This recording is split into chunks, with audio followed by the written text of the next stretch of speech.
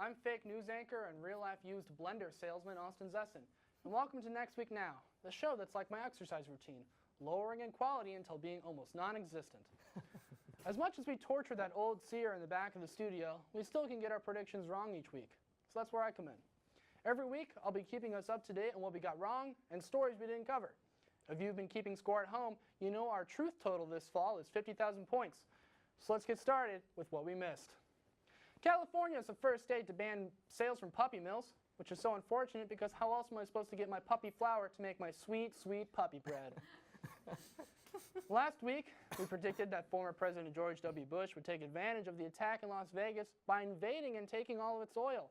Now, we can't say for sure where the former president is at the moment because, let's be honest, if he's not tweeting hate speech, he ain't making headlines. And since we can't find him, I guess we could say he's not in Las Vegas. 1,000 points. The Boy Scouts of America have now allowed for girls to enter. And I'm upset. We're spending more of our middle-class money on teaching knots, aka a useless skill.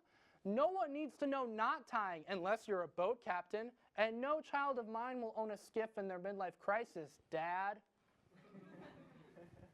Theresa May didn't have the horrible, awful, no-fun day like we predicted, but she did break her promise on installing sprinklers in London apartment buildings. This takesy-backsies comes 4 months after the horrible Grenfell Tower disaster. And now, based on how karma works, her bad pizza order that we predicted should only be a few days away. So let's just give us 300 points for safety. This week, Ted Cruz tweeted a picture of a Zodiac letter, extending the internet belief that he's the real Zodiac killer.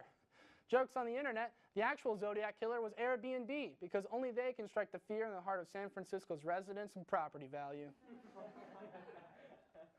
A man had enough of his nagging wife and left 10 years ago to only be found hiding in the woods this week. And oh man, what I did in those woods, let me tell you. Well, too bad I can't. Those court files are sealed. We had Robert Durst on last week confessing to murders. I don't know how that's a prediction, but I'm going to give us points for how many murders he confessed to. It's 4. 4 whole murders.